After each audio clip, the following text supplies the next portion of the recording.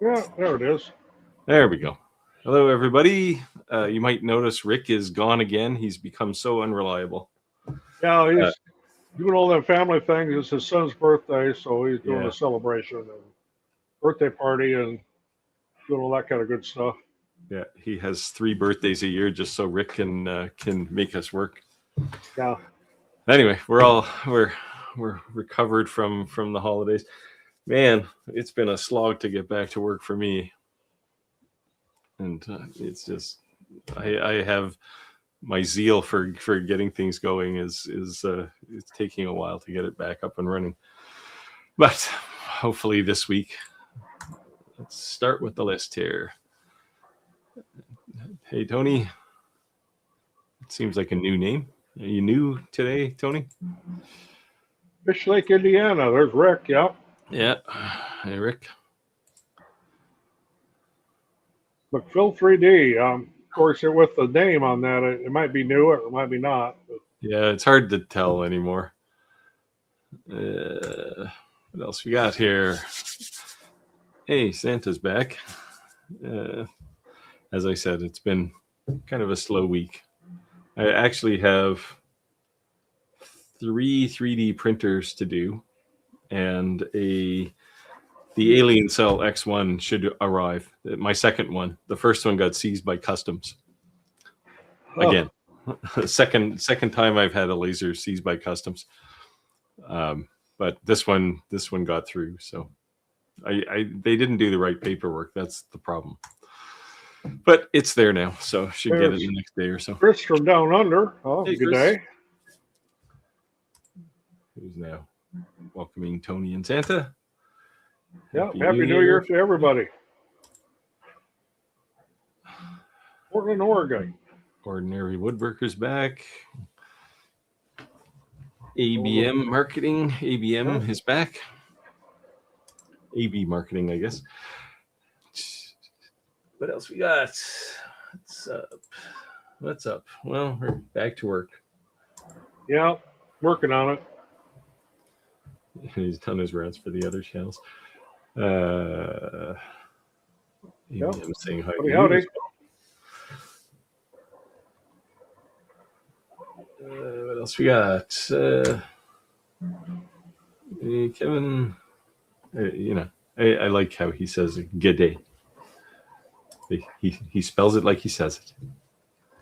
All right, let's see if we can get to something else here. Radu's back. Well, I'll pass on a little message. A lot of our viewers sent me condolences because they heard about the passing of my wife on December 21st, and I really appreciate that. Tough times. Condolences for all of this. It's not a good time of year to make it happen, but we get a chance for the new year. Yeah, hopefully we get a chance at a new year. First couple of days have been pretty rough in the world. Oh, Phil said he's not new, so it's the way they tag the names now. It's hard to tell. Yeah. Yeah, Rick is MIA because his son Ricky, little Ricky, has a birthday today. So he's doing whatever. I don't know, maybe one of them places with the crappy pizza and the puppets and. Trying to remember what that's called. And you would know this was his 6th birthday if you were subscribed to our Facebook group, and you'll see it scrolling along the bottom there. It's the let's wait for it. It's after Roger's name, I think. There, join our Facebook group. www.shoptalklive.club. It's actually just a website pointer to a Facebook group. So go there if you haven't become a member already. Feel free to post whatever you want. We're not in competition with anybody. We want to see what your work is and what you do and everything. Yeah. So if you got a neat project or you've got some things you're selling that you're proud of, post those. Or if you've got a major failure you want to show off, we're always good to... Speaking of major failures, over the holidays I was printing something on the H2D. And I mean, you have lots of these bamboo lasers, or 3D printers, they're pretty reliable. Yeah. So I start the job, it starts working, I go for lunch. I come back in an hour, and the entire dual nozzle setup at the bottom is invisible because it's surrounded by an ink clot. Oh, you got Or, a glob. by a filament plug. It took me about an hour to get it removed, and I actually saved it. It's this brick about this big that I put on my shelf. And in the end, I lost a hot end. I had to replace the hot end. Well, I had a little oopsie on my Anycubic S1 last week, printing a basic thing I printed, I don't know how many times. I just set it and let it run and come down the next morning. And I had the biggest mass of spaghetti in that printer. I would have been happy with spaghetti. Yeah. Yeah, well, spaghetti's a lot better than a glob. I hate them. Yeah. Oh. This big filament clog was my fault, actually. I had just done it popped up a message, it pops up the message to say, hey, it's time to do some maintenance. And I clearly put a drop of oil on the build plate. And even though I took some alcohol and I scrubbed it off after, I guess it was, once it's there, it's hard to get off. So, yeah. So well, that's one thing I do when I'm doing the maintenance stuff on my bamboo printers. I take the build plate clear out. Yeah, well, I will from now on. All things considered, the reason it popped up the message was because I have 1,000 hours on that printer already, from the end of September to, well, just before Christmas. And I'm pretty impressed, actually, that both it handled that, except for that one problem, completely problem-free. But I did it in that amount of time. It's basically been running 24/7. But now I have the H2C, so now I have that one gets a break every now and again. Did you buy the extra hot end, or did you get the extra hot ends to completely load the H2C? Yeah. So, well, it comes with a 0.2 and a 0.6 as well. So it's like 3 0.4s and then a 0.2 and a 0.6. I bought extra 0.4. Of course, I had to buy mine. Yeah, I have 6. Well, there's always one in the extruder, but I have 6 0.4s in there now. Yeah, that's what I've got going on. Yeah. Now, what I'm discovering is I don't print a lot of color, but what I'm discovering is it's a great way to. I print different colors, but I don't print multicolor things very often. It's a great way to have quick tool changes for printing things in different colors. It still does a quick purge, but it remembers, as long as you don't turn the printer off, it remembers what filament was in a particular nozzle before. Yeah. So I use it more for that, just for pick a hot end off the shelf that was printing orange before and use that again, and you get quicker starts. Well, I did one. I just set up my H2C today. It came a while back, but I was otherwise occupied. But my first print was this 3-color benchy right here. So, and I've got a 4-color pontoon boat printing on it right now, just playing with it. It's one of the addictive things with the H2C is when you first get it is you got to watch that tool change. It's just like you're just staring at it. And this is so cool. Yeah, when you see it in videos, it looks like a mechanical nightmare. But when you tell it to like refresh the nozzles, so it basically rebuilds the nozzle table, and you watch it go through all the nozzles, it's like artwork. Like, it's pretty impressive. Yeah. Now let's get back to some feedback here. You get your USA flag. No, Tim. I won't get into the politics of that, but you guys are in a mess, and that's all I'll say about it. Yeah. Well, thank you. Condolences all around. Thank you. Hey, Jim. Missed you guys. Got a question. He's being told that Lightburn and under Galvo, under the Galvo settings in Lightburn, there's a whole shapes if possible. Yeah. Where is it? It's in, once you go to the Galvo window, there's a button there that you can click and it brings up another dialog box. I forget what it is though. And you can click that in there, I think. I'll find it for you anyway, Jim, and I'll send it to you. I haven't run Lightburn in weeks. Well, ordinary woodworker, thank you.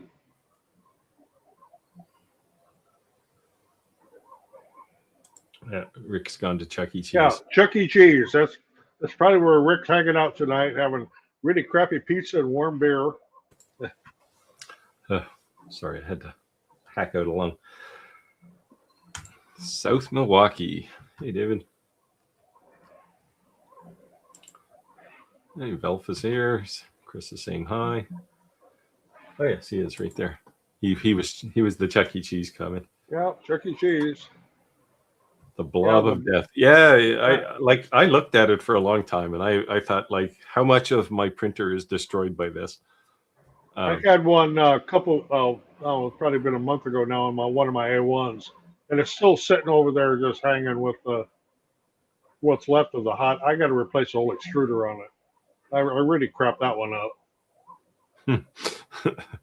Yeah, I looked at, like, I as I was looking at it, I noticed that there were, the thermistor wires that come down off the back of the extruder. They were embedded in plastic, and they're really small. They're like 30 gauge wire. Like, they're tiny. I was pretty sure I was gonna snap those or cut them or something, but I did manage to get them out of there. It was a harrowing experience, and I could heat the hot end, but that doesn't heat all the rest of it. So I was literally, basically in there very gently with a heat gun, trying to very precisely melt particular spots so I could pull them out. It was terrifying, but surprisingly, all I lost was the hot end. Well, Baker 12, thank you.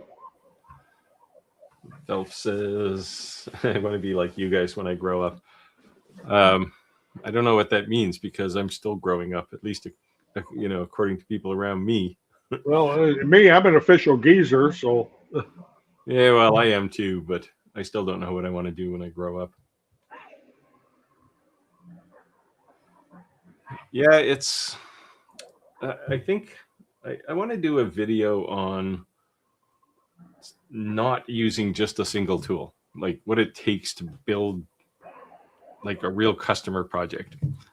And, because I have projects where I use laser, 3D printer, CNC, sometimes a table saw. It's just like it's just crazy the process you have to go through to build something that's pretty intricate. So it's fun. It's what makes it fun. Okay, so Simon's laser engraving settings. Okay, now that I'm starting down the 3D rabbit hole. Yeah.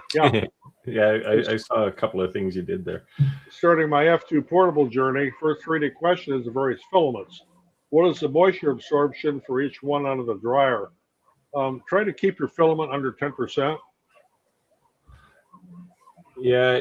Whether it be PLA or PETG or ABS or PS or ABS, try to keep it under 10%.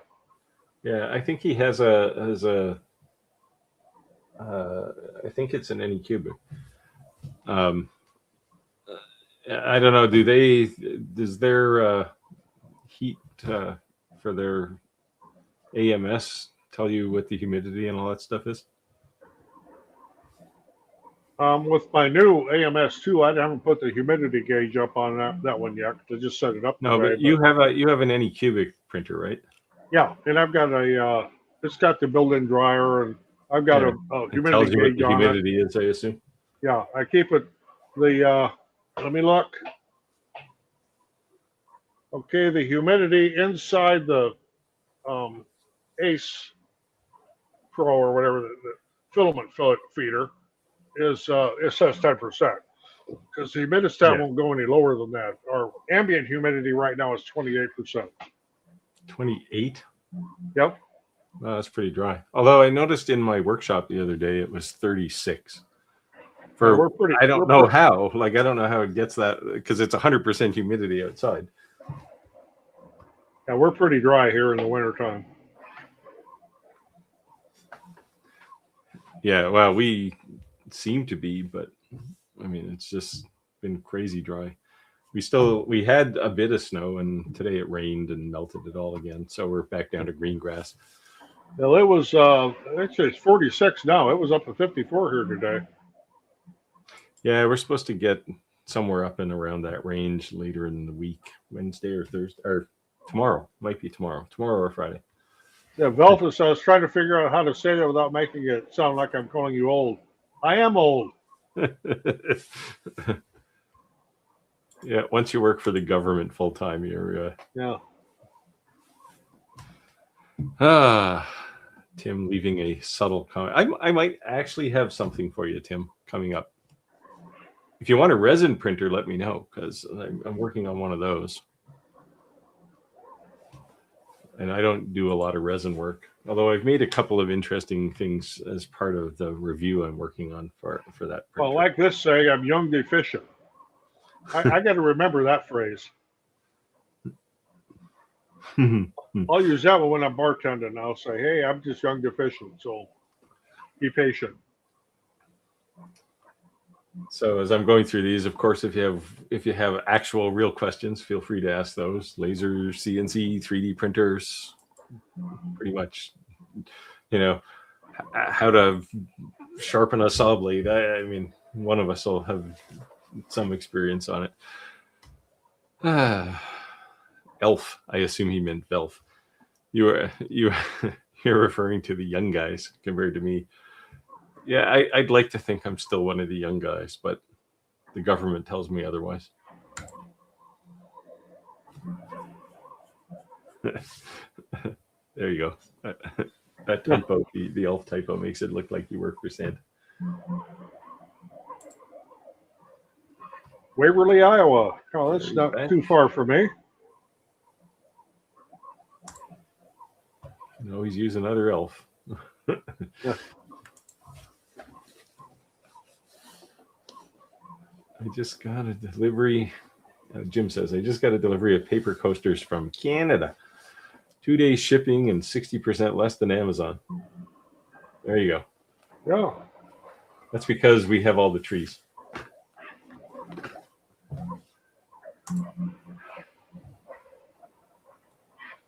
Yeah, you have to grow old, not grow up. Yeah, that's true.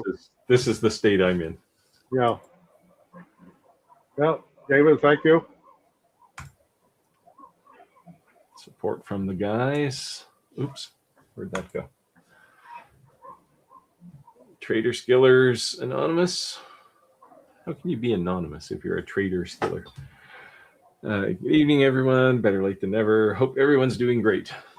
Well, better now that Christmas is over. Although I enjoyed my time off. Oh, it's a FlashForge. That's right.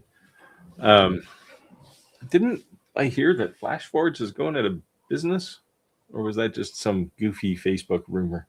I think that was one of them internet rumor things. I don't trust anything on the internet anymore. No. I look on Instagram, and almost every reel on there is fake. Like it doesn't matter what they are. It could be somebody walking down the street and it's AI generated. It's like, just go walk down the street. So I don't know. I'm gonna get rid of Instagram, I think.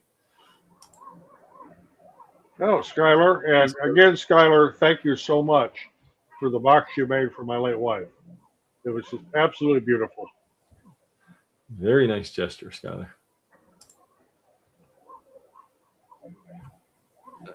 Kevin's asking, would the ComMarker B4 20 watt be good for doing tumblers? Sure. 20 watt, I mean, it'll be slow because 20 watts not a lot of power. The biggest thing is if you got to have a good rotary. Yeah, the rotary is probably a bigger deal than the laser. Yeah. Avoid the ones that are just literally a stepper motor with a wheel on it. There's some good ones out there. If we haven't had the robo, geez, man, I'm not back to work yet.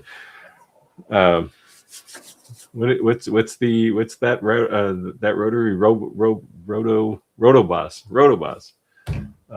He comes on quite often, but Rotoboss is the one most people will gravitate to if they're doing volume tumblers. But that one's not a low price. Sorry, avalanche over on the other side of my studio here. I'm trying to think what's good in that price range. For ComMarker, well, ComMarkers is okay, but it's not. Yeah, it'll get by. If you don't want to make 1,000 tumblers, you're probably okay with the one from ComMarker. Oh, a V4. They do have a couple of. I have one of their rotaries, one of ComMarker's rotaries. I don't know which one it is though. It's the second one up, I think. You can tell I do a lot of rotary work, right? It's the black one with the round thing on it. I do very little rotary work, so yeah, I've got a couple of them. I just don't do it. Now, Chris says 54. LOL, last few days have been around that number, but in Celsius. Holy crap, that's summertime in Australia. Yeah. That's summertime on the sun. Yeah. Okay, Ordinary Woodworker says, can either of you please explain 3D printing issues for filament not being dry enough? I've never dried my filaments. I've only had a couple of issues many years. The biggest thing you will get if your filament has moisture in it is blisters. Or the filament will snap. PLA, when it gets heavily laden with moisture, it'll be so brittle, it'll snap. Yeah, you can normally feel it before you even put it on the printer. Yeah. Just grab the end and bend it, and if it snaps pretty easily, then. But once you're printing it, blistering, you can get stringing.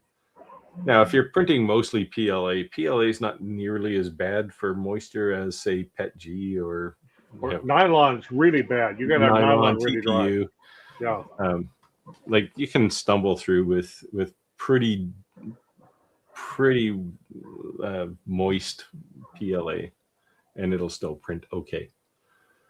It prints better when it's dry, of course. But if PETG gets damp, and it will after, like if it's humid outside, 2 days and it'll be just completely soaked, and it'll just make a mess. But yeah, I mean, part of it depends where you live too. If you live in Arizona, well, you're probably not going to have a lot of moisture problems.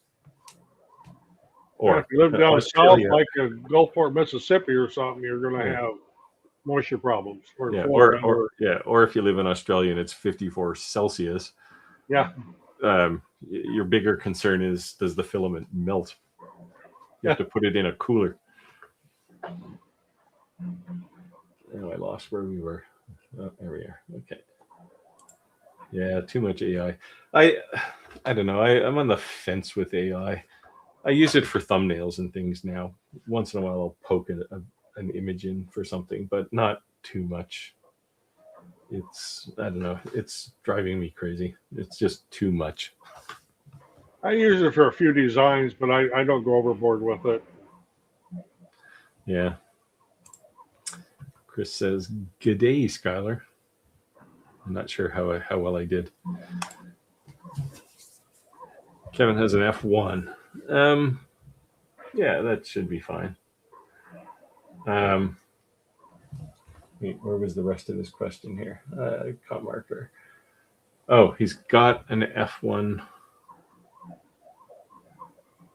Yeah, an F1 is not a fiber laser, so if he's going to go to a B4, ComMarker B4, talk to Tim Sands on here. He's got my old B4 and he wants to sell it and buy something else now too, something bigger. I have to go to Tim's shop one of these days, and I'll wait till the winter's over now. But he got some. I don't know if he got the one if he got the 3-foot rails for his extension rails for his CNC for his.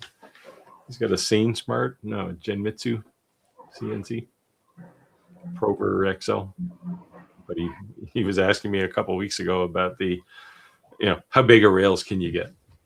So I pointed out that once you get into like the 3 or 4 foot size, you're getting into the realm of like Onefinities and Shapeokos and stuff. And they kind of come already built. A lot of the A without the I. It said his laser engraving says knock on wood have the Monport roller rotary. It's a sock filled with rice and have no issues with glass or tumblers. Yep. I know somebody that used a sock filled with rice, but he put it in his pants. Is that too much information? It's only too much information if it's you. No, it's not. Wasn't me. Otherwise, it's just a bar story. Yeah, I just tend to use, if it's a tumbler, I'll just fill it with water. Any product announcements that you're really excited about? Well, I'm still waiting about, from Longer with their e-print, where we're going to go when they get it released. And so Xtool has their UV printer coming out in Q2. Who else? Is it Elegoo? Who has the Centauri Carbon? That's Elegoo, right? Yeah. They're coming out with a Centauri Carbon 2, which I should get, although I know absolutely nothing about it yet. What else is coming? Alien Cells coming out soon. I have one of those. Hopefully. That's the one that got seized. But it should be here this week. What else? The resin printer I'm looking at is the Photon P1. There's been quite a few reviews on that already. It's interesting. It's interesting, but you have to do resin, right, to make it worthwhile. I have the weak rate Lumos in a box sitting out in the loft. I haven't even opened it up yet. That reminds me, Algo Laser is coming out with an IR version of the Pixie. Oh. And that's probably, I don't know, April. It might be before then. It's probably the end of Q1. So that'll be interesting to see too. The small lasers are still there. I thought they were going to be just a flash in the pan, but quite a few people. I've turned so many of them down. Yeah, me too. Quite a few people used my original Pixie link though, and thank you for that. But so they definitely got some traction. I mean, it's a great first-time laser, right? If you're just getting started, it's safe. It's it's cheap. It's not huge, but it's good enough to get going. Jim says, Ken 13TN, check out ComMarker CO2 Galvo. Yeah, if you want to do tumblers, the CO2 Galvo might be the way to go because Well, that'll work for painted tumblers. If you're doing stainless steel tumblers like unpainted, that won't be great unless you put ComMarker on it. But the nice thing about CO2 lasers, especially on painted tumblers, is once they get through the paint, they just kind of stop. So you don't get a cooked surface underneath the paint once you engrave it off, like you would with a fiber laser, if you're not careful. So good tip from Jim there. Yeah, it might be the R5. I'd have to go look to be positive. They sent me a couple of them. The first one was, I don't know, it wasn't great, and it was the entry-level one. And I kind of mumbled about it, and they sent me the next one up. But they do have one above that as well.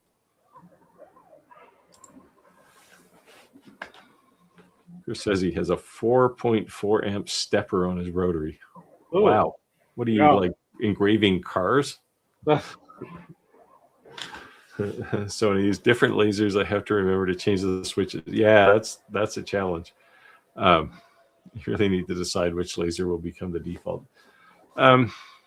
Yeah, so just a cautionary note there. Things like the Omni 1 or the Omni X are pre-wired for like a NEMA 17. Is that true?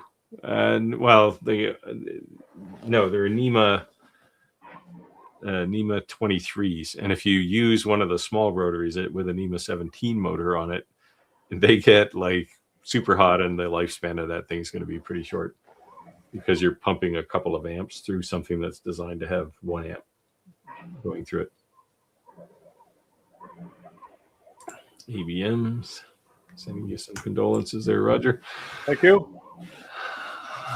Tim's, yeah, it's the Genmitsu 4030 with the 6060 extension rails. Oh, that's not too bad. There's like 2 foot square, so you still have room to walk around in your shop without stepping on your CNC.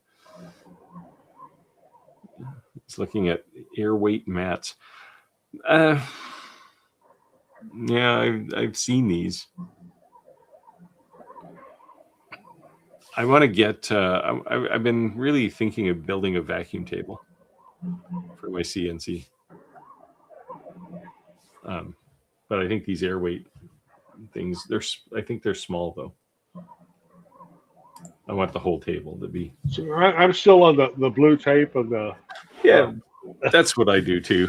Yeah. I mean, I've tried using all the put things in dog holes and turn them tight, and then the clamps that hang on the side of the material, which it takes me about 3 seconds to hit with a spinning tool bit. The good news is a carbide bit will go right through them. So, and I have the evidence to prove it.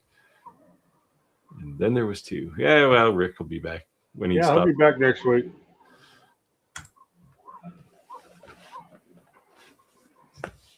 Jacob B's 3D Creations says he's looking at getting into laser engraving. What are you guys' thoughts on the Falcon A1? Well, I don't have that one, so I can't say anything. Yeah, I don't either. I've turned it down about 1 million times. It's as long as you get something that's enclosed, safe. I wouldn't recommend anyone buy an open frame laser right now, and I can't remember if the Falcon is open or not. So I have to go look at it.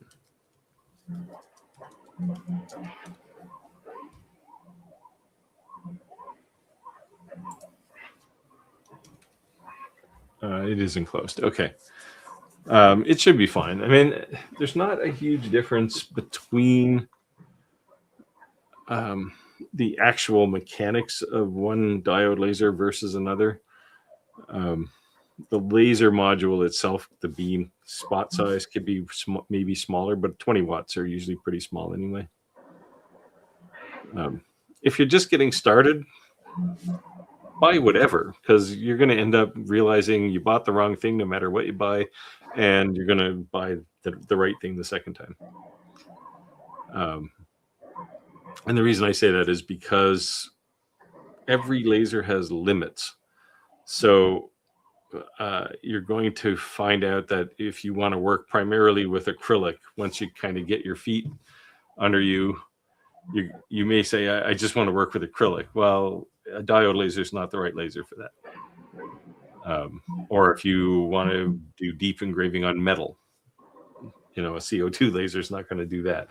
So you're going to learn with a basic diode laser. What you learn is the basic principles of power, speed, and once you kind of get that under control, then you can run pretty much any laser. So if the Falcon A1 is on sale, I'd say go for it. But keep in mind, neither Roger or I have actually used one. So I have used the Falcon. What is it? The Falcon 2? Yes, Falcon 2 Pro. I've had a couple of those, and they work pretty well. They're not my favorite laser, but they're easy to get running in light burn, and that's all you care about when you're getting started.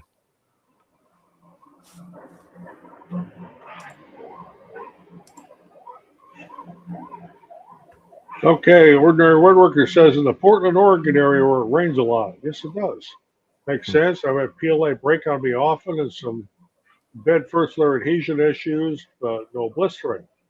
I guess time to buy a filament dryer. Yeah. They're so cheap now. Yeah. And I got one of my filament dryers set up. Well, it's on a camera range. I can't show it.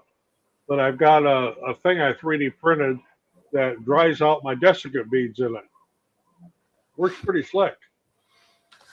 Yeah, I see some people talk about putting their beads on the build plate and heating the build plate, but let me go grab the thing out of it because it is pretty cool. I just put mine in the microwave. But yeah, I'm not surprised that if you live in Portland, you have moisture problems. I live on the other coast, and it's a little thing, right? Really dry. Those are full of desiccant beads, and I just put them in my Sunday dryer, and in 24 hours, all my beads are dry. So works pretty slick. Did you make dry pods for your AMS units? Yes, I did. Yeah, I have. Well, now I have 4 AMSs, and I use those in all of them. And the nice thing is, I can pull the moisture level down to 0. Yeah. With fresh beads. And that's when you know things are dry. I got a question for you, Roger. Well, it's not really a question. Okay. The workshop is in a tin shed. It's not. Remember to put your PLA jigs away in summer. They would. I don't use PLA for jigs. I use PETG, but yeah.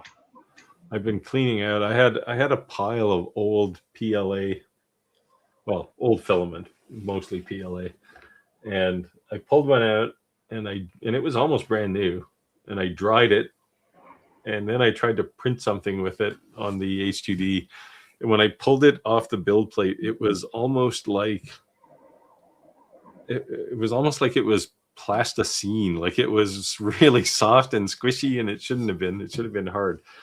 I'm not sure what happened. So that roll disappeared into the great unknown.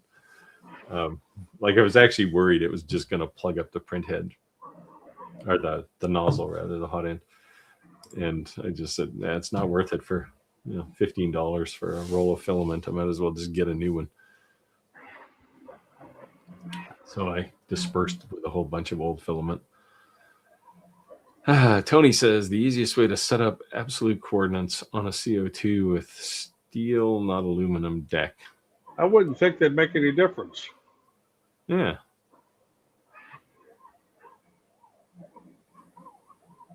I don't. I mean, yeah, I don't understand. I mean, if you're using absolute coordinates, it should make absolutely no difference what your bed's made out of. yeah, you wouldn't think so. I mean, I use absolute coordinates on a wooden deck, so or on honeycomb or whatever I'm doing, depending on what I'm doing.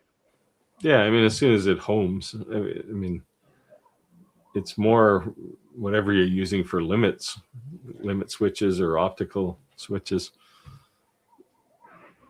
would determine the easiest way to set up absolute coordinates. Turn on absolute coordinates, and I think you're good. I don't think it matters what the deck's made out of. Well, I know it doesn't matter. Any other 3D printers coming that multi-heads like SnapMaker? Well, the HTC does. Yeah, well, it's not quite the same, right? It's not a tool changer. It's a hot end changer. The Prusa, I think, is going to have the index system. It's Bontex index system. They're coming out with a printer with that on it. The Prusa XL also has had like complete tool changers. I don't know. I think the SnapMaker by far has the fastest tool changes, like tool heads. Yeah. But the problem with those is you're limited. Strictly speaking, you're limited to 6 colors if you've got 6 heads. That's the one place where something like the H2C clobbers them, right? Because you can have 48 colors if you want. Now, how you get all those AMSs on there, I don't know, but there's a way to do it, but I don't have the room for that. Yeah, they gave me a the little buffer box thing that you plug AMSs into, and they all go out and like it's 4 inputs and 1 output. Yeah, got one of them right here. Yeah, those things. And that means I could do 16 colors, but I guess you can put multiples of those on, I guess. I don't know. Because they said you can do up to 48 colors. I'm going with 10. 2 AMSs and 2 HTs. I'm not going any further than that. Yeah. Well, I have 2 AMSs and an HT on that printer. And it's already overkill for me. Mostly what my AMSs are is on-demand filament storage. So, yep. I have black and white and yellow and blue and red and green and a few other colors, and I pick a color and that's what I go with, and I don't have to worry about loading up filament. Yeah, it works pretty well. This is an interesting question. The XL laser. Who did a review on one of these? Somebody. Oh, 91 laser 911. I'm trying to be polite. This laser is, to me, looks like an answer looking for a question. It looks overly complicated for no reason at all. And I don't know. I don't think they're getting a lot of traction. I didn't look at their Kickstarter, but at least not recently. So I don't know. I mean, it doesn't excite me, honestly. Like I can look at, usually I try to pick lasers that have something new about them.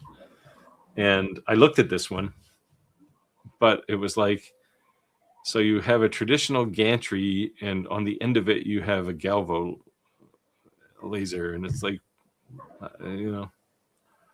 sure, I guess. But it just seems not right to me. And so, I don't know. They haven't reached out to me, and I'm not about to reach out to them. Let's say that.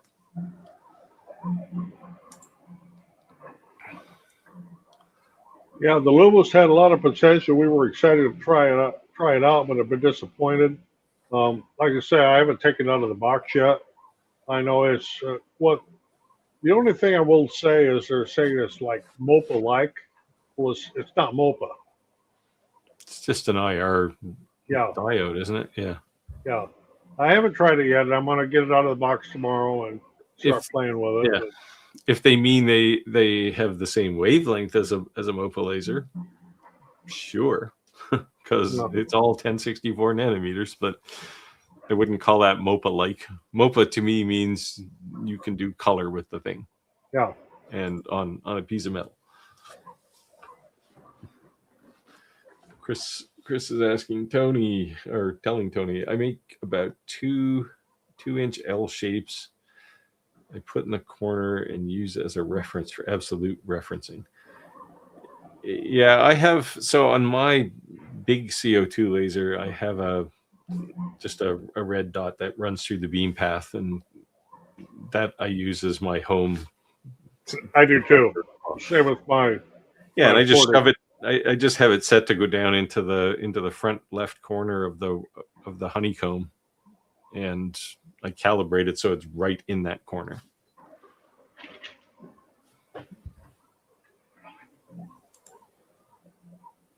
Top left or bottom? I guess. Well, mine's, if you're looking straight down on the workspace, mine would be in the bottom left. Yeah, mine is too. If it's an X tool, it's the other direction. It's the top left. Yeah. And the X tool's always done that. I'm not sure why, but. Skylar asks me, are you going to review any of the one laser RF metal tube lasers?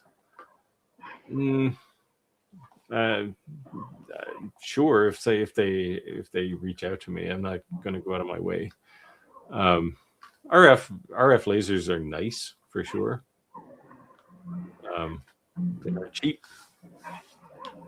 This is basically the one laser is basically like a budget like a Trotec or who are the other guys? The big guys. E starts with E.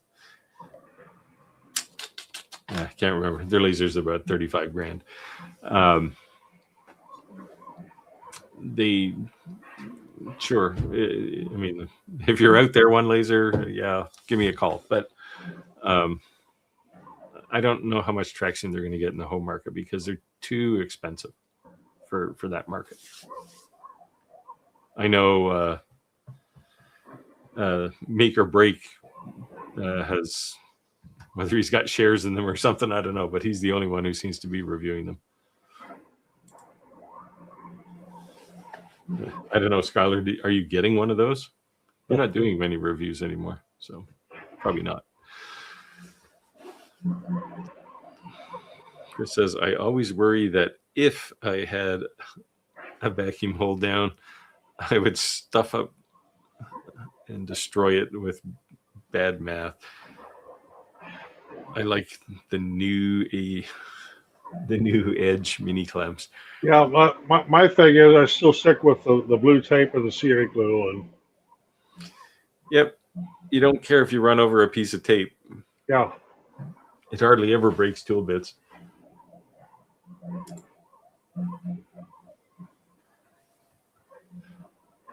Chris is asking Tony, it doesn't really matter as long as it's done consistently. Yeah, it's a little calibration to get which corner, and if you got a red sight on your CO2, which most of them have, then you should be okay. And Chris gets a thanks. No, there's one to me. Is that one of your Bamboo Lab going to your left, really quiet? Really, because I got a detailed hearing. Didn't know where it was coming from until I saw it moving. Yes, I have 1, 2, 3, 4 Bamboo Lab, 5 Bamboo Lab printer running behind me right now. There was evidently a big, lot of people got longer B1 lasers for Christmas and are buying the riser kits for them. And I can't hardly keep up getting them printed.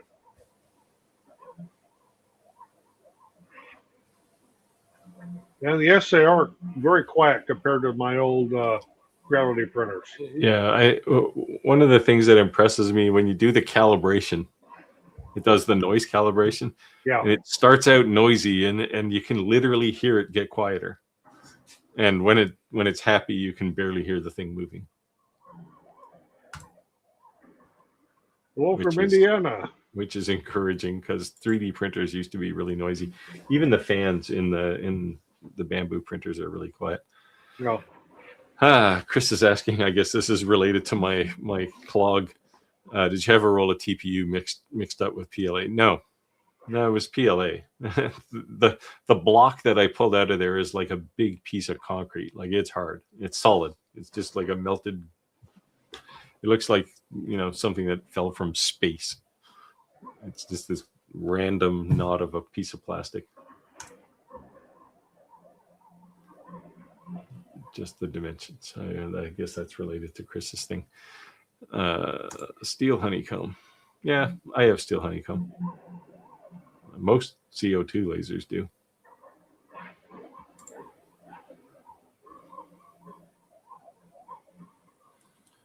Yes, yeah. This is why I have steel, because you can use magnets on it. Yeah, a lot of my honeycombs are aluminum, so you can't use magnets. Yeah, those are for diode lasers, though, right? Yeah. Yeah. I'm not sure. They don't ever seem to make honeycombs for CO2 lasers. CO2 must eventually wear it down.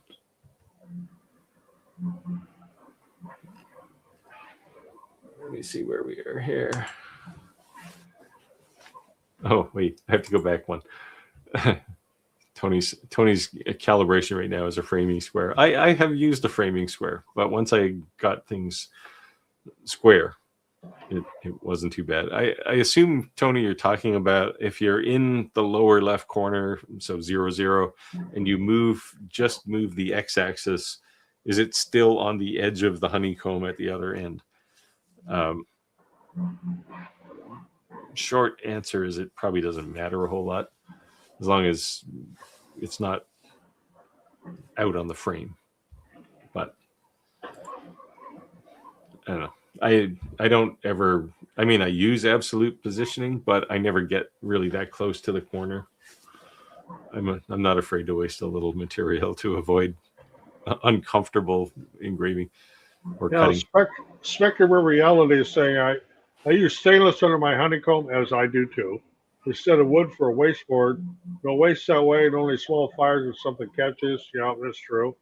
And a cedar French board catch fire not too long ago. It's dumb. And yes, if you're not watching, cedar could catch fire real easy. Yeah, it's kindling, basically. Yeah. Yeah, on the bottom of my CO2, I just have a piece of steel plate instead of, like, it's MDF, the base, but I put a piece of steel plate over it. And it's because I can cut, or I can engrave something, I don't know, 1.5 feet in there. It's, by the time the beam hits the floor of the laser, it's so out of focus, it's barely light. The laser stops over the fire instead of homing. Well, stops over the fire. I've had a laser shut down before when the flame detection tripped. And it's true, it does not home. It stays right where it stopped. Yeah, I think they do that for a reason, right? It's so that if you go in there and look and go, wait a minute, it's not burning, you can hit resume and just keep going. Because the flame detectors they err on the side of caution usually. Yeah, especially if you like open the door and the sun shines in on your laser and it has flame detection, it'll trip it. It's the sun hitting it will trip it. Yes. I have that problem with my garage door opener. Yeah. At certain times of the day, just before Christmas, the sun is really low on the horizon, and about 2 o'clock in the afternoon, I can't close the garage door for about an hour.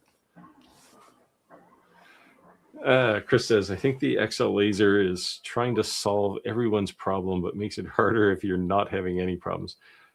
That's a good summary, I think. They claim it's faster. I don't know. But Phelps says he has the one laser XRF, and I've really been liking it. Epilogue, that's the one I was thinking of. Yes. I don't know what the price of the one laser is. It's probably, I mean, if they want to compete in the hobby small business market, it better be something close to a CO2 laser. But yeah, everybody is aware of Epilogue, except me. Oh, the new laser cutter welder cleaner units are pretty nuts. You guys check out any of those yet? Xtool is selling them, yeah. And I went through the whole thing about trying to get them to send me one review, but because of all the crap I had to go through, I just finally gave up on it. Yeah, I've turned them down more often than not. The only one I'd really be interested in looking at is the metal fab, but I'm not sure I have enough room in my shop for it. Well, I don't either really, but it's pretty they big. wanted to see examples of the metalwork you did and stuff, and yeah, Xtool is shipping the metal fab now, so.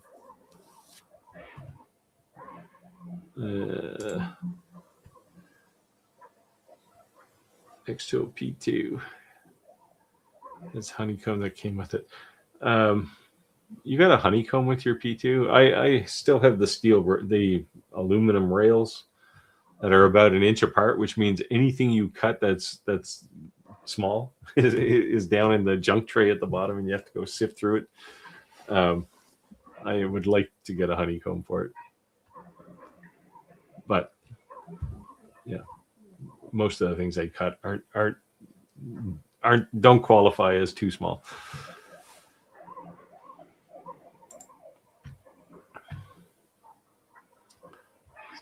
So Xtool's coming out with a UV printer. This is Santa saying they're working to corner the maker market. Well, sure, everybody would love to have that problem, right?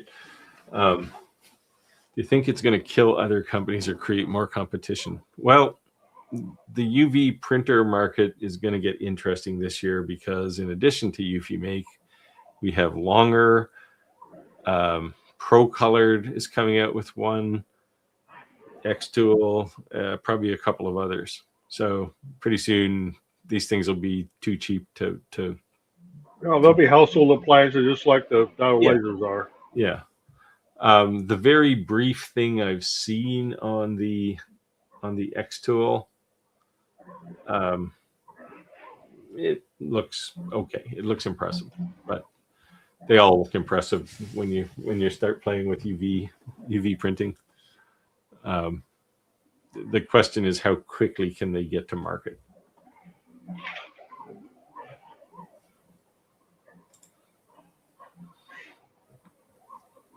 Chris says, I tend not to go too close. Yeah, it comes to overscan. Yeah, if you're doing graphics, you can't get too close to the left edge anyway because you have to do the overscan and you just get errors. Happens to me all the time as I try to save a little bit of material. Belf says the current price of the XRF is $4,700. That's not bad. I don't know how many watts that is, but I guess the real question is this RF laser going to make you throw away some UV laser that you have or CO2 laser that you have in your shop? Yeah, Spectrum Reality is saying that something should be the light burn is the ability to resume jobs when they fail, or if the power goes out or whatnot. Correct a few things because of power failure. Yeah, I've had that happen before too. So this isn't a problem in light burn per se, because typically when you hit start on light burn, it dumps the whole job over to the printer. Not always, but most printers can handle enough G code that they can just load the whole job. So really what you need is resume on the laser, and there are a few lasers that have auto resume. That's one of the nice things that came out with the 3D printers, later ones here, is if you have a power outage or something happens, you can resume printing. And for the most part, you can't ever tell where that happened. Yeah. As I discovered, that's the same process they use when you run out of filament. Yeah. I actually did that, and I was about probably 3 feet of filament on the spool too short because I had to load a new spool, but I couldn't see where it ended and where the new spool started. So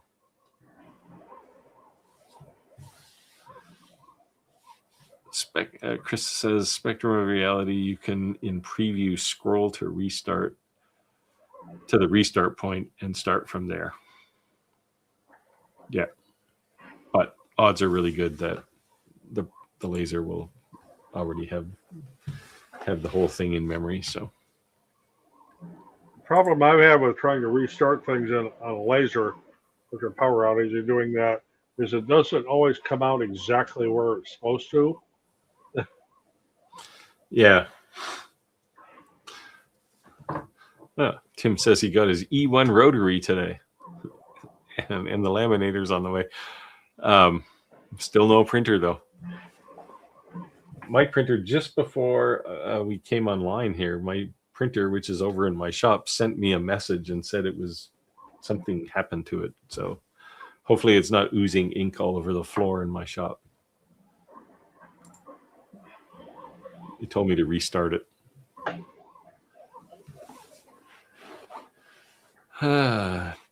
Left you a link in a private message for the P3 honeycomb. I don't know if the P3 will fit in my laser. I think it's bigger. 38 watt XRF is equivalent to about a 60 watt CO2. Yeah, this is the big difference, is the dot size is much smaller on an RF laser than a regular CO2. And we're at the end of the comments. Yeah. So, well, that's good because I got to step away for a minute because nature calls. Geez, you're going to leave me all alone. Well, with no questions in the queue. Why didn't you go 5 minutes ago? So feel free to ask some questions. I will show, since we're waiting here, I will show you what I 3D printed this week. This is a massive, it's actually full of components, integrated circuits and things that I'm trying to clean up my shop. We've got little boxes of parts scattered everywhere. That was all done on the Bamboo H2D. Many hours of printing, which is one of the reasons my printer has 1,000 hours on it already. Yeah, if you get into multi-board stuff, multi-board and Gridfinity on 3D printers, you can organize your whole life. I'm still trying, but they have a really nice designer for it, and there's all kinds of, there's a million different parts for it. You can put hangers, you can hang things on the wall. The back of this thing actually has all these little mounts on it, and those you can put into multi-board wall mount stuff.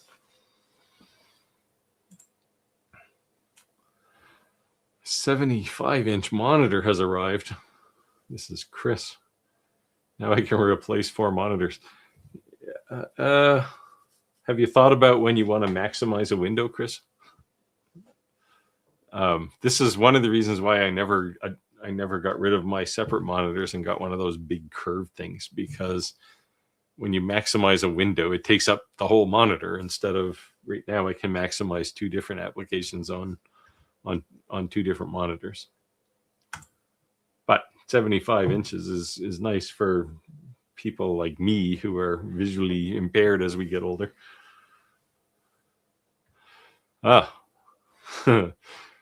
Velf asks an interesting question. If you're back on yet, Roger. Speak to me, Roger. What's the most expensive mistake you made with a laser? Well, there's a few of them. So, go ahead. I would say I was engraving some jewelry, and I made them. It did not. Fortunately, it wasn't gold. It was just silver. But it was on a rotary inside of a ring, and it blurred. There's no way to correct that. Hmm. And fortunately, the person I was doing it for understood and kind of more or less forgave me for it. But it was blurry text. I had somebody just recently, actually, somebody from the Netherlands, I think, Northern Europe anyway, asked me if I would engrave a high-end gold watch. And because they couldn't find anyone else to do it. And I explained, the reason you can't find anybody else to do it is because it's a gold watch. And no one wants to touch that thing, right? Because if you screw it up, it's bad news. What is that thing? Well, this is a 3D printed 4-color pontoon boat. Oh, it's done. Where'd you get that model? On Maker World. Maker World. Yeah. I saw it. I thought that's kind of cool. So it's all 4-color. And does it float? Well, I haven't tried that yet. I just pulled it off the HTC there. I thought maybe the instructions in the description would have told you. I haven't really made huge mistakes. I've prevented a few huge mistakes. The whole 600 watch band debacle that I was working on, and I saw in a CO2 laser, I saw things going very badly, and like an idiot, I stuck my arm in there, and for the longest time last year, I had this interesting scar as because I stuck my arm through the beam path before it went into the lens. I did save the watch bands, however, and they weren't my watch bands, which is why I took the risk. But it wasn't expensive, but it was a painful mistake. I did make a mistake here just last year with doing a whole bunch of bottle openers for a country club that was doing a golf outing, and I was engraving, the golf outing and a date and all that kind of stuff. And for about half of them, I didn't have it centered on the bottle opener. So I ended up throwing like 40 bottle openers away because I did a whole batch at once. Stainless steel or plastic bottle openers? They were aluminum with, anodized aluminum. So, I mean, it wasn't that much of an expensive thing. It just ticked me off. Yeah, no kidding. Santa's drinking from the fire hose here. Yagi, Thingiverse, Maker World, Grid Hub. Oh yeah, there's no end. Design bottles is another one. Yeah, there's so many of them. Cults 3D. There's Thangs. Yeah. Yep. Printables. The good news is that you can probably find anything you wanna look for. I still lean into designing things myself, but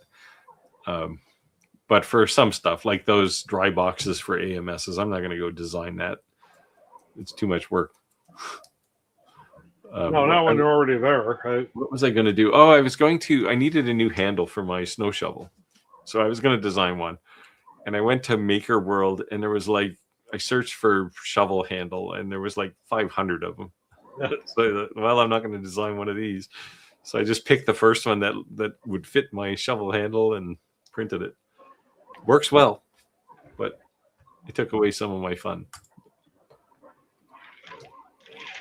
Okay, Chris is splitting into four screens. He's view maxing. Been addicted to Gridfinity lately. Did all kinds of cool stuff for my kitchen. The Yep, other me thing too. you could get addicted to is, so I can get my camera to pull around. Whoop, the other way. Yeah, you did a wall thing, right? Yeah, I did a whole wall of HSW, which is like multi-board. But yeah, you can go down the rabbit hole there too, real easy. Yep. That's part of the charm.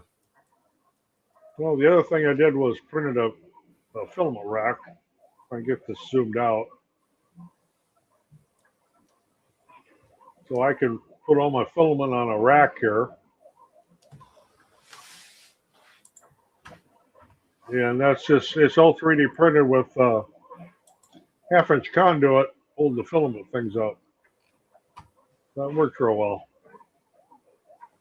I built, I was just going to bring up my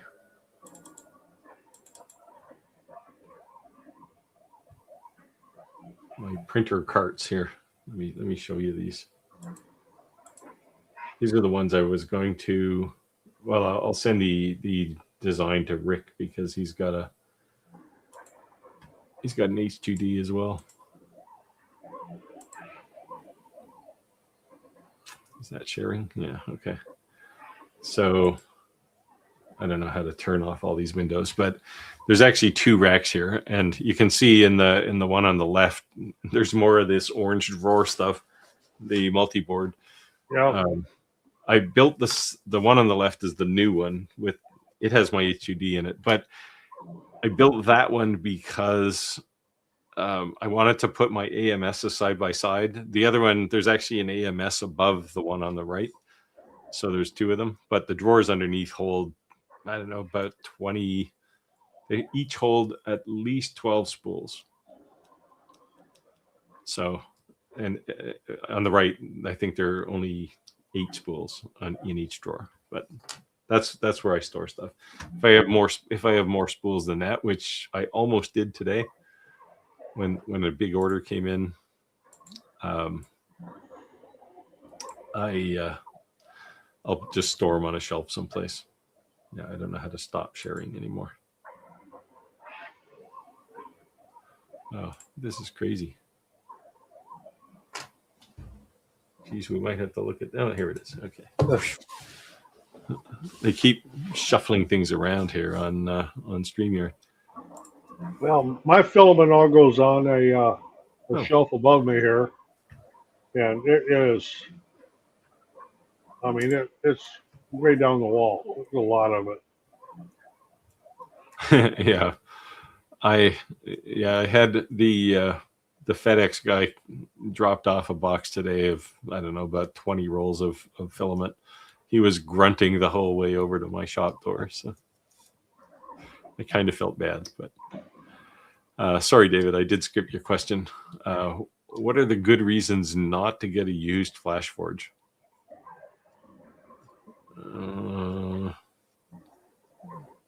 I don't know. They're not that great. Depends. Is it like one of the 20-year-old FlashForges?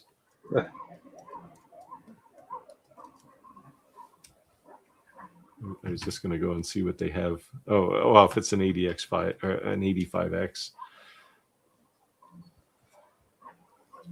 Oh, a FlashForge laser. Does FlashForge make lasers?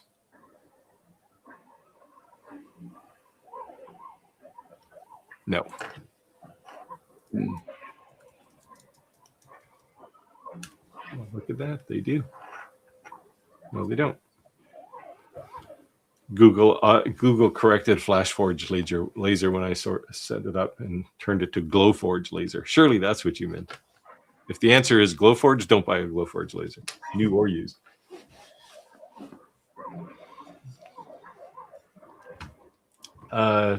Clarify there, David. Did you mean a laser or a 3D printer? And if it's a laser, it's not a FlashForge. So which one is it? I need to go back to where I was. Oh, here we go. Expensive mistakes. Any Yeti tumblers? I don't do tumblers, Tim. And I don't mess with Yeti tumblers at all. So yeah, And that's just overpriced. You're paying for the name. Yeah, I've only done a handful of Yeti tumblers, and they're usually like one-offs. And every time I have to buy some Yeti tumblers to do this stuff, I look at them and go, why are these things so damn expensive?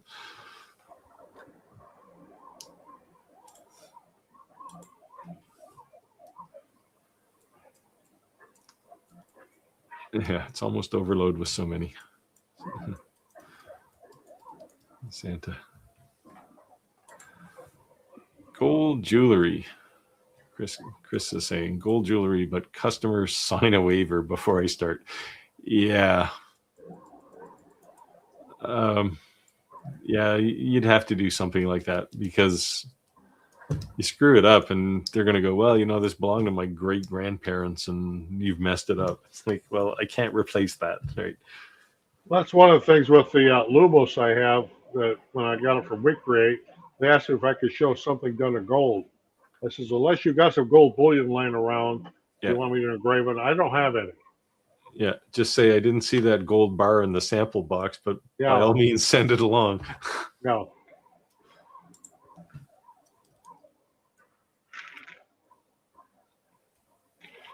Yeah, so Spectrum of Reality says it would be great if companies put a camera in with crosshairs in it right in the laser head. So the Alien Cell has much better positioning. The reason I was interested in it was because it has much better positioning than almost any other laser I've seen. I'll find out if that's true or whether it's just good marketing, but that was my interest in it. And it does have a camera in it someplace. Yeah, I don't know why they haven't really gotten into embedded cameras. In part, I think because Lightburn camera support is so terrible. Like, why put a camera in when you're going to struggle with it? Okay, Red is saying not printing jigs with PLA. Do they warp over time? Just not as strong as PETG. When they absorb moisture, they become brittle, and their size can change slightly. They like swell up a little bit. That's why I stick with PETG or ABS on, or ASA rather, on jigs. Yeah, that's weird though, because PETG absorbs moisture more readily than PLA does. They don't seem to get brittle though. No. Well, I don't run around flexing jigs anyway, just to see if they're still strong. But I haven't really had any problem with PLA jigs. But I mean, I don't make too much in volume, so I don't. If a jig lasts me like 2 jobs, maybe that's a long life for a jig in my shop.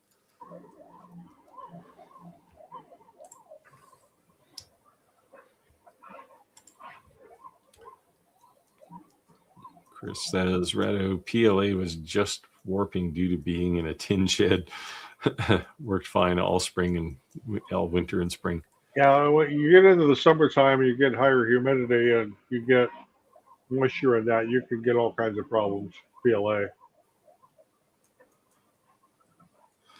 Yeah, I guess, is it warping because it's in a tin shed, which is like an oven when it's 54 Celsius, or? Yeah.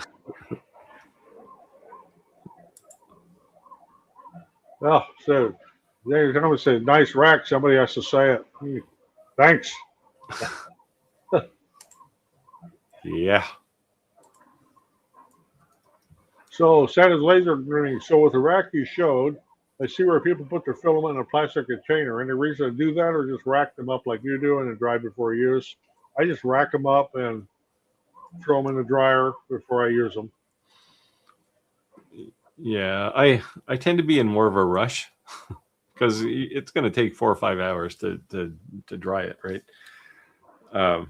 So I usually put them in just big Ziploc bags and throw them in the cabinet, and then I only dry them for an hour or so, half an hour. And I don't really keep all that much on my rack. It's just like partial spools from different things.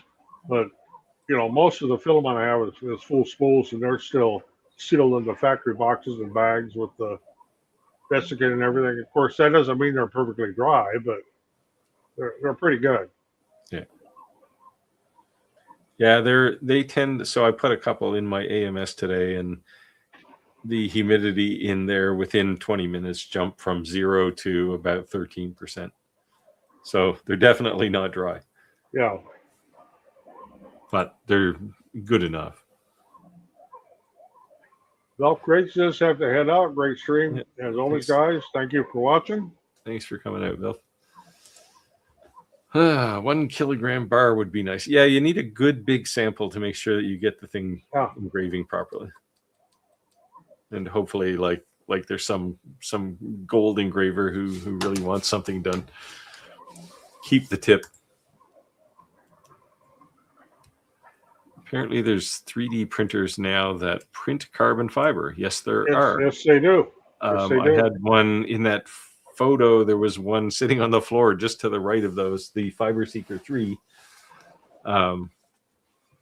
which, I've heard people made comments to me about it because, the argument is, well, you're only putting carbon fiber in one direction. Yeah, but when you do carbon fiber in any other process, it's in one direction too. So it's I don't know. It's not to make better carbon fiber parts. It's to make carbon fiber parts faster. And because carbon fiber production process is a fairly long, painful thing. It's not like stamping out a million keychains or something. So, but yeah, the Fiber Seeker 3, check that one out. I did a review on it, or a video, not so much a review, but not that long ago. It's just coming out of Kickstarter now. Now they've made a couple of interesting improvements since mine. I have a version 1. Actually, it's a prototype, so it's technically version 0. And during Kickstarter, they're up to version 3 now. They've made a few improvements. Better part cooling, and they improved something in the nozzle for the carbon fiber side to make sure that the carbon fiber stays right in the middle of the filament.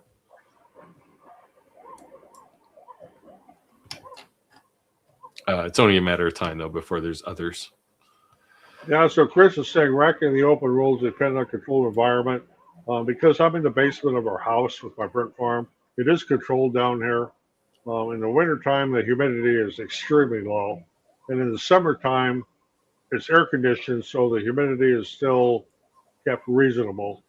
But I do still dry my filament before I print with it. Yeah, I think you pretty much have to. I didn't really appreciate how much better dry filament prints, because back in the early days nobody thought about drying filament. You bought a roll and you printed with it until it was gone, and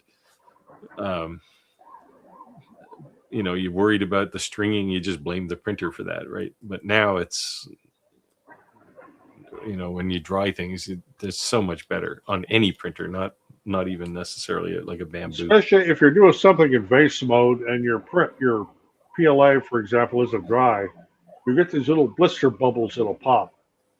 Yeah. And it'll look like hell on your print.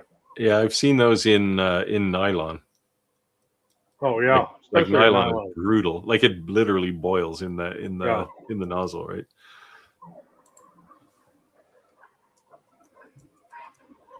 David says he stopped by a friend's place today who uses a food dehydrator for filament. I have used a food dehydrator in the past. Works okay. The difference is, so it's not a case of whether there's things that can dry your filament. It's a case of timing or just managing the thing. Like if you have a filament dryer, an actual filament dryer, you put the filament in there and you push the start button and you go away for 10 hours. But dehydrators take a long time. And there's a channel called Sam Craft. Yeah, he uses a big commercial food dehydrator to dry his filament before he puts it on his printer. Yeah. I just put mine in the microwave. You know, it's 10 minutes and you're back in action, right? So,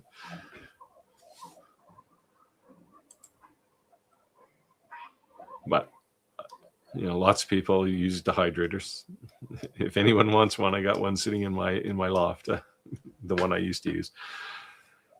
There are different CF filaments, some CF fragments, some expensive continuous. Yeah, so the CF, I came across a channel a couple of weeks ago. The guy is obviously like some kind of scientist because he did an exhaustive test with, and you know, he has a scanning electron microscope, and he was checking out carbon fiber filament, like the one with fragments in it, and he basically said it's all a scam. But definitely the continuous fiber. I mean, I personally have used carbon fiber filament with fragments in it. Seems a little stronger, but continuous carbon fiber, when you put it in a 3D printer along the axis of printing, it's stronger than aluminum. Like it's 900 megapascals or something, whereas a normal PLA type 3D print is about less than 1 megapascal. So it's substantially stronger with continuous fiber. But the CF fiber, I think, brings regular 3D printing up to about 10 megapascals. So 10 times better than normal, but not 900 times better.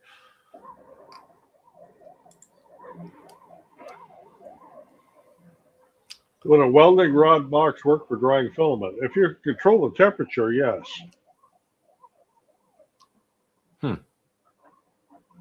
I hadn't thought of that. Yeah, it probably would work. Yeah. Santa says, one final 3D question for tonight in the big rabbit hole. Which abrasive filaments need the steel head? Carbon fiber and wood. Yeah. I'm trying to think if there's any of the engineering fibers filaments, don't use those. Stick with PLA, PETG, ABS if you feel brave and you got good ventilation, and TPU if you want to experiment with some flexible stuff. Well, ASA is pretty good and doesn't have the fumes that ABS does. That's true. I was printing some. This is one of these hard lessons you learn, right? So I made these little inserts for Sunlu spools, so that I could get a refill, a bamboo refill.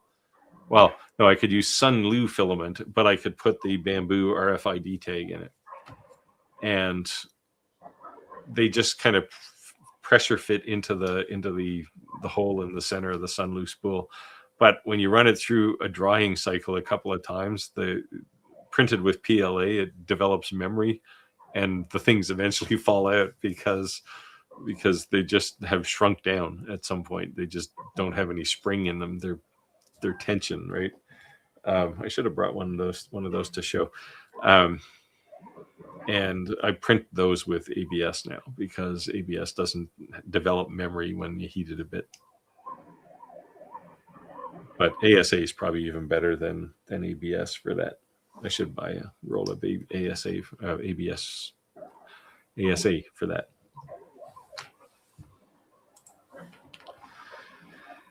Daniel says carbon fiber and glass fiber modified filament is good for aesthetics and it warps less. Yeah, I'd buy that. It's not a lot stronger than regular filament, though. Not the stuff with the little chunks in it. And if I find this video, I'll post it someplace, maybe in our Facebook group. But when this guy put that stuff with the small chunks of carbon fiber in it under an electron microscope, you could see the plastic for the filament just kind of separated away, and you had all these little filaments sticking out with nothing around them. They're literally floating in space. So he said there's no extra strength with CF fiber. So And I don't have a scanning electron microscope in my shop to either refute them or verify it. So I have to believe them.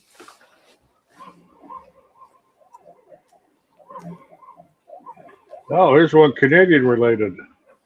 Oh. If you heat with wood or a boiler, your shop should be pretty dry in the winter. In the summer, it's a different story. Here in Ontario, it's humid. I used to live in Ontario, and it's definitely, there's two seasons, too hot and too cold. And when it's too hot, it's too humid, and when it's too cold, it's too dry. There's places where you can live where humidity is going to kill you. Like if you live on the West Coast in Portland, you're probably going to run into moisture problems. I'm really shocked that I don't run into more moisture problems here, because the Atlantic Ocean is about 2 miles that way. But it seems to be fine. My shop is, the humidity is, let me just look right now. Live data. It's 35% in my shop right now, which is insanely dry to work in all day. One terrible. All these people picking on poor Canadians living in the cold. I will say I still have no snow.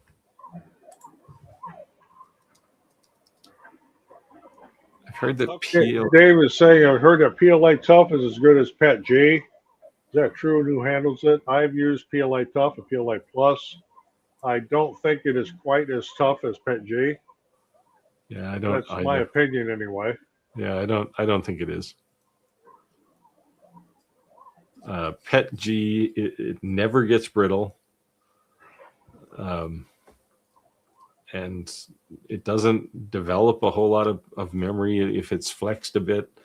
And it's UV resistant, where PLA is not. And you can leave it outside, yeah. Glow in the dark. I debated getting a roll of glow in the dark filament. Well, I've played with that. It's fun. I just don't know what I would use it for. That's the thing.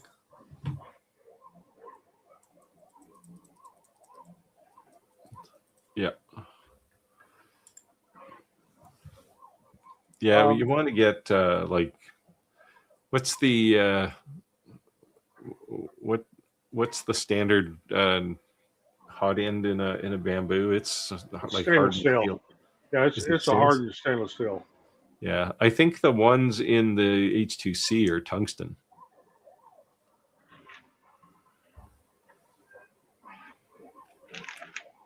Do you like how that H2C heats up? At least the right nozzle. Yeah, it's fast. Yeah, induction. I do wonder why they didn't put, since they have to have a different hot end anyway, why they didn't put them on both nozzles. Yeah. Like, why leave the H2D standard heater type on one side? The left nozzle is still the standard type nozzle and doesn't heat up anywhere near as fast as that induction one does. Like I'd like to upgrade both of my 3D printers so they're just induction. That's the next wave for sure. Everybody's going to have induction heating in nozzles pretty soon. Chris says I use a hardened nozzle by default to be safe, and I did that too, even when I still had my Creality printers. I don't have any of them anymore, but I always put the hardened nozzles on them. Someone from Creality reached out to me this week, yesterday, day before. Creality is going to work on a filament recycling tool, which I think is interesting. Yeah. Given that I've got boxes full of old PLA prints, I would like to make rolls of some really obscure color of PLA just for prototyping stuff.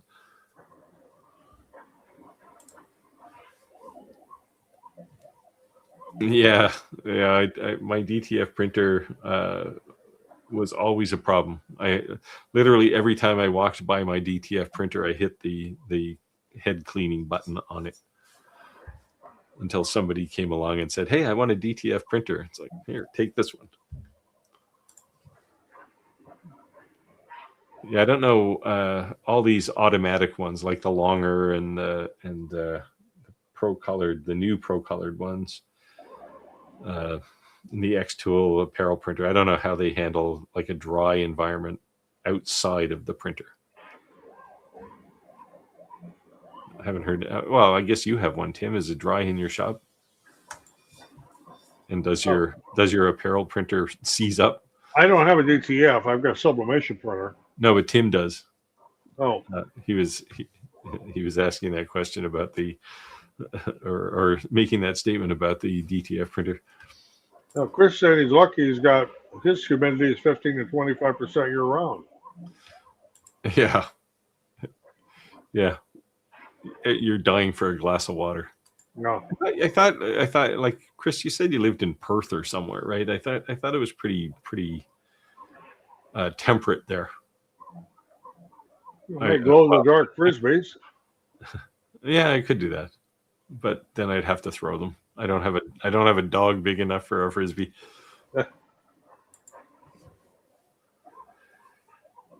Yeah, no, these ones on the H2C, the right nozzle is induction, and I mean, the thing heats up in like 5 seconds from like room temperature to 250 Celsius. Like it's crazy how fast it is. And it would just be nice if both nozzles were that way.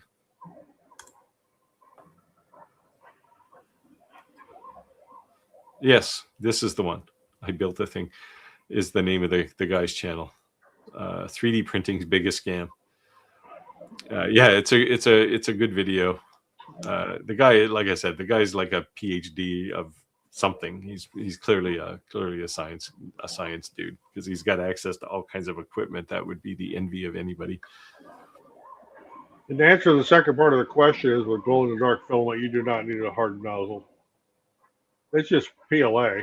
Yeah, with some glow in the dark juice in it. Yeah. No, we're at the end of our question queue again. How's your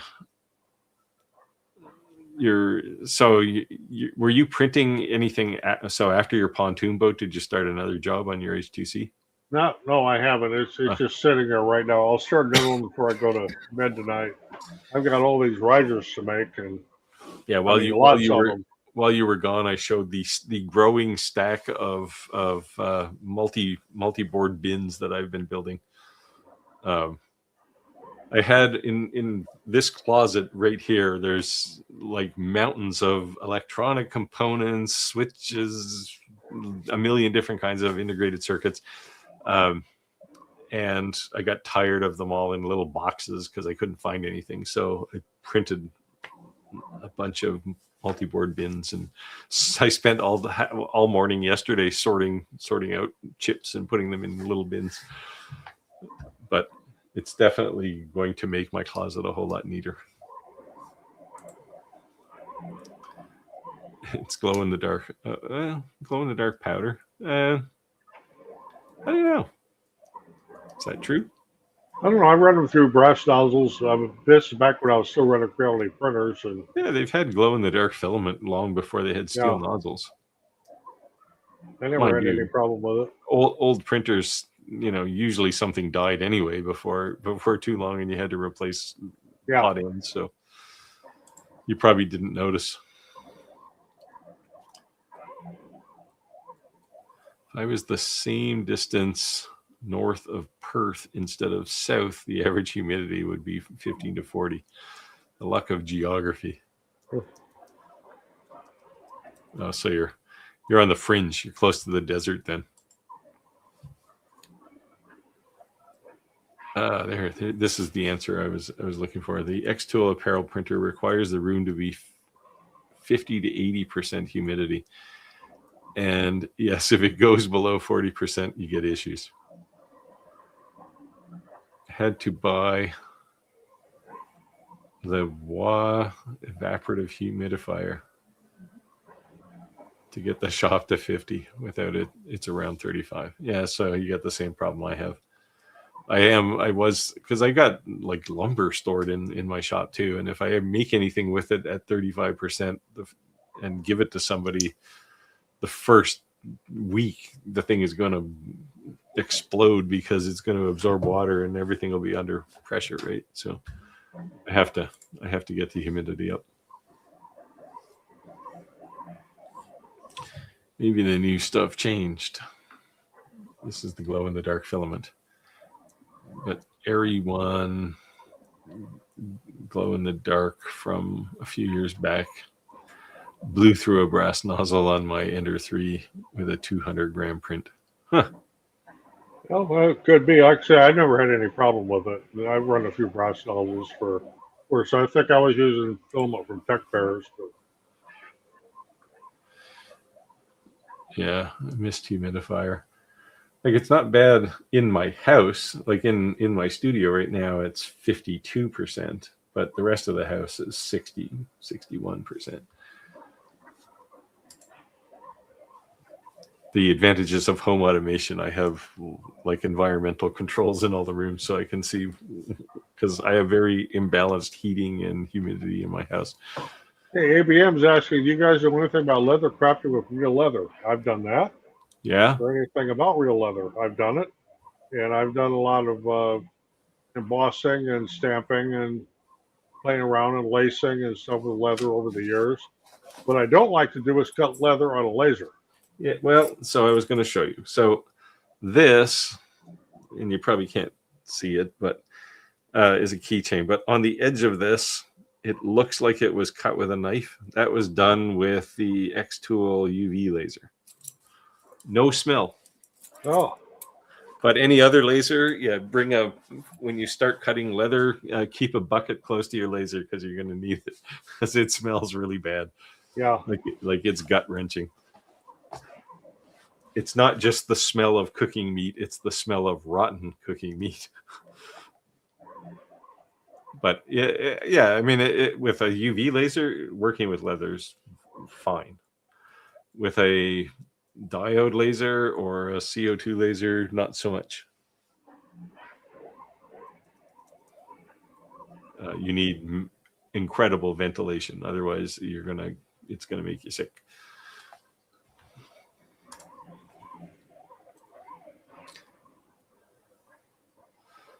Spectrum of Reality says, since I have a river right in front of my house, I'm thinking about laser cutting a mini wooden jet boat hull and assembling it using epoxy zip tie method. Well, as long as the river is not, doesn't have a huge current, just in case the jet boat hull doesn't hold. Yeah. Next thing you know, you're a face on the news, missing person. Sounds like a fun project, though. Yeah, Santa says I'm printing my first overnight Millennium Falcon. See what happens. Yeah. I mean, back in the good old days, I remember, you didn't dare leave a printer on even when you left the room because the things were just like a fire hazard. All the new printers are so much better. They've actually done some real work to make them safe for the environment, not just for themselves. It's a winter project, the speedboat. Well, we got to see some photos on the Facebook group when that speedboat takes the water.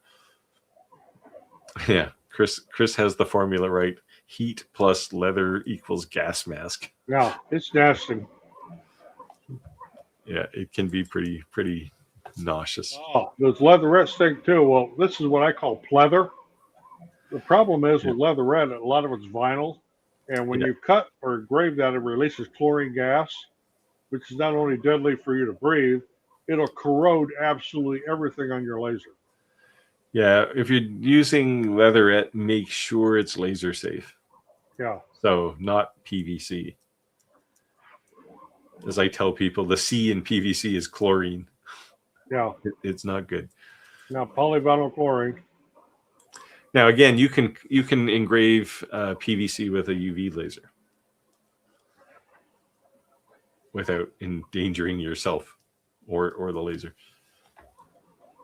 Now, Spectrum Reality is saying there's some videos of guys here on YouTube that have made some mini wooden boats. Check them out. when you say mini, I assume you can still sit in it, like it's a Or- one-person jet boat. Well, I was thinking more like RC boat, you know. Yeah, But I back in my youth, I had a radio control boat. Then I moved to planes. Planes were more fun because you get that extra dimension. yeah, Santa's getting a head start on next year. Wow. Printing a Millennium Falcon, it might take till next year. That's one of those 20-hour prints, I think.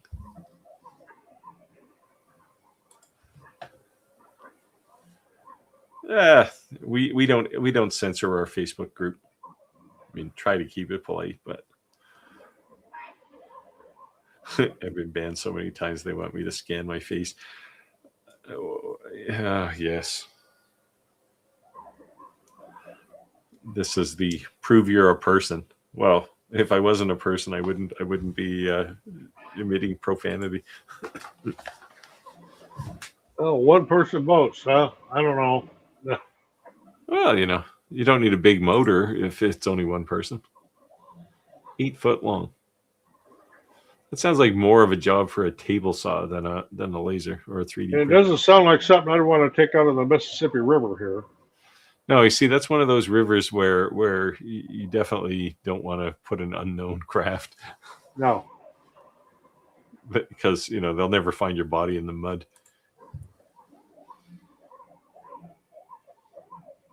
Yeah, so Chris says he's got a stack of pleather left over from the cricket days. The cricket pleather is undoubtedly PVC. Yeah.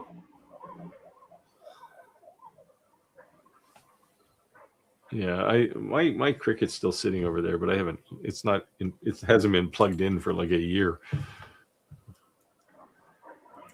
Yeah, there was a woman that printed a life-size bench big enough for her to stand in. Yes, I watched that video. Yeah, And she actually tried to sail it. Didn't work out too well the first time, but yeah. You need some darn good glue to hold all those little panels together.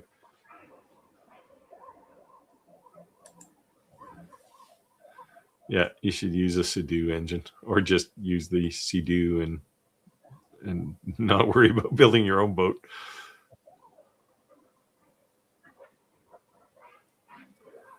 Where are we? What time is it? Well, we got about 10 minutes left, so nothing left in the queue. Yeah, if you got any questions or comments, fire them our way.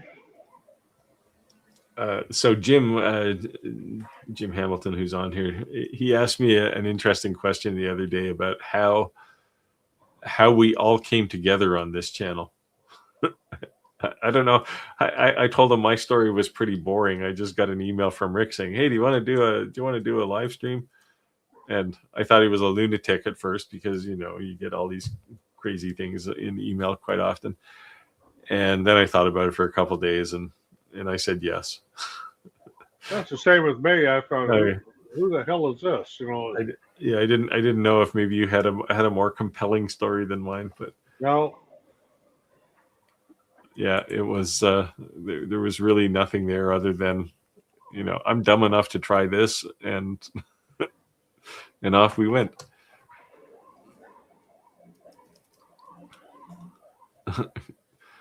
All the best says, I'm glad I asked. I was thinking that I could laser real leather with most lasers, and you can. Yeah, it just stinks. But you just need to be in a crazy, ventilated area. Stay upwind. Yeah, but definitely you got to be careful with anything that's fake leather. Yeah, Tim says I would not be so broke if you hadn't done these. Went down the rabbit hole. Yeah, that's how life is.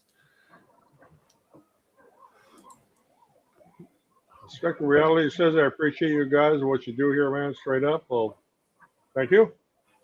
Yeah, I just gotta get back to it. Yeah. I did actually record some video today. I recorded 1 minute and 38 seconds of video before today was just a busy day I had about 6 different deliveries coming and my shop. Every time I was about to get back to work on video, I saw a shiny light and I had to go chase it for a while. Yeah, that's what addiction does to you, Tim. Yep.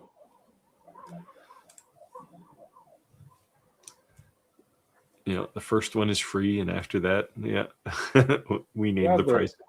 So I have the Rolly Lasermatic at the moment, but it breaks down. What laser do you recommend? It's closer to Lasermatic. I am not familiar with the Rolly lasers. I've never had one. Yeah, so, well, yeah, unfortunately, Rolly's gone now, but, you know, so first of all, if it breaks down, odds are really good you can just find parts for it on Amazon, because they don't use anything out of the ordinary. The laser module itself might be a little bit of a challenge, but if you needed a laser module, go look at Laser Tree or something, and you can pick up a replacement. I don't know what's close to a Rolly. Like, Rolly had carved out an interesting niche in the market, and they pushed innovation a bit, and no one really kind of kept up with them. So, yeah, I don't know. There's not a lot. I mean, lots of lasers have kind of come up to where Rolly was, so I don't know that there's one that stands out especially. But somebody mentioned the Creality A1. That's very much like a Lasermatic. An Acmer P3.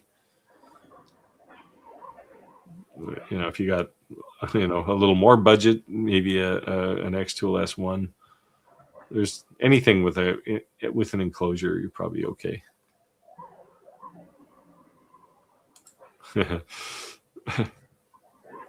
Yeah, I don't have anything to sell you, Tim.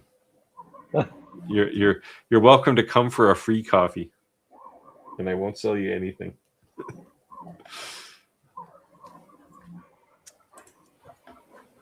So Spectrum Reality said, you guys figure all these lasers come out of the same factory with different branding or what?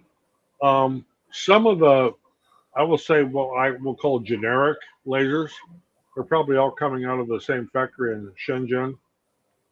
But Yeah. things like X-Tool and Atom Stack and Atom Stack makes about 5 different companies' names of lasers, right? iCure, there's a few others that are all Atom Stacks. Like, they sell aftermarket for a lot of things, for a lot of companies, and they're probably the biggest, you know, kind of gun for hire in the business, right? They make lasers for everybody.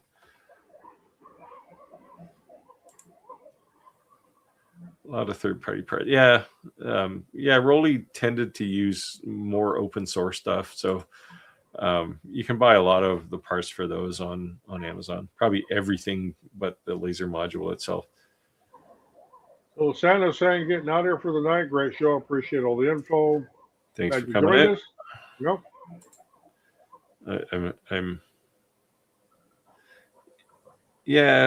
I'll let you know on the alien cell. I'll have one of those in the next couple days. Yeah, guitars are like that. There's one factory that builds almost all of them. That's true of all of the things. Hey, there's Clack. Clack's in Vegas. He's at CES. I wasn't. X-Tool asked me if I was going to go down, and I gracefully declined. Yeah, I declined it too because of my situation here with my wife. But. Well, I was more afraid that I was going to get arrested at the border for something. Oh. It's tough. It's tough to get into your country these days.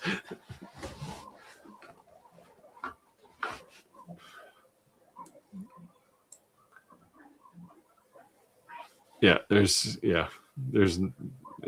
is the same with all of these things. Filament for 3D printers, there's really only a handful of companies. Laser modules, stepper motors, all the driveline stuff, like linear rails and stuff, they all come out of the same place. Oh, we missed Jack in the shop. Jack in the shop just arrived. Yep. Hey. You got 5 minutes. Yeah, Clack's having a good time in Vegas. Been out there watching the showgirls. Yeah, it's just Vegas is so expensive now.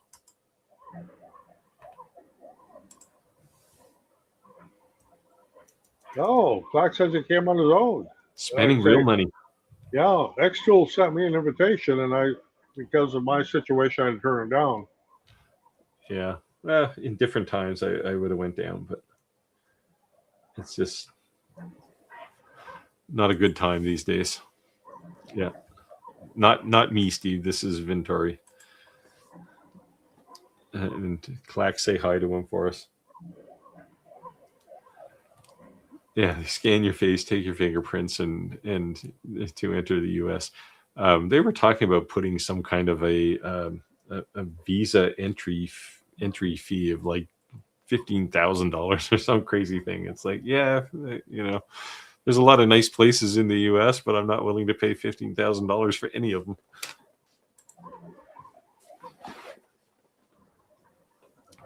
No, he's at CES, Tim. He's gonna find out all the new stuff before we do. Yeah.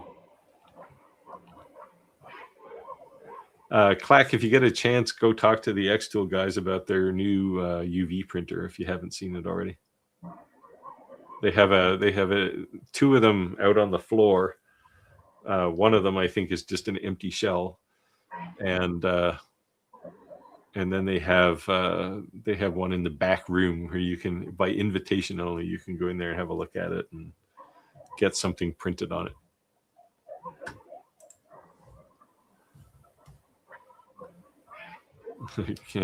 Chris says Canada should do the same to the U.S. Coming into Canada. Well, we're nice people.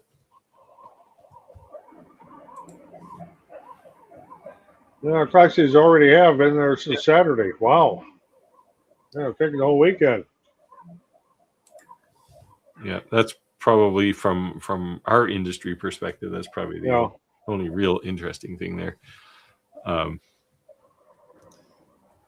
Yeah, I saw one of the videos on YouTube. But I had a bit of a conversation with X-Tool before CES about their printer, and they were pretty secretive about some stuff. I'm not sure why, because guaranteed they're using the same print engine as almost everybody else. So, and we'll let Clack say hi, and we can call it a night since the keep is empty again. So hopefully Rick is back next week, and thanks for coming out. Anything you want to close with, Roger? Well, after next week, I'll be here in Illinois for next week, but for the 2 weeks after that, I'll be in Mexico. If you can imagine that. You're going to Mexico again? Yep. Oh, you can still join us. Yep. Gotta get my tan back. I'm getting pretty pale. Yeah. What's Chris saying? Even nice people can be pushed too far. Yeah. I could get really political and say the last time the Americans pushed us too far, we went to Washington and burned the White House down. But that was 150 years ago.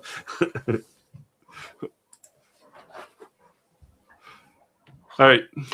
With that, we can wind down. So thanks for coming out, everybody. Have fun, Clack, in Vegas, and say hi to the X-Tool folks for me. And we'll see you next week, hopefully. Yep. See you all next week. Take care, all.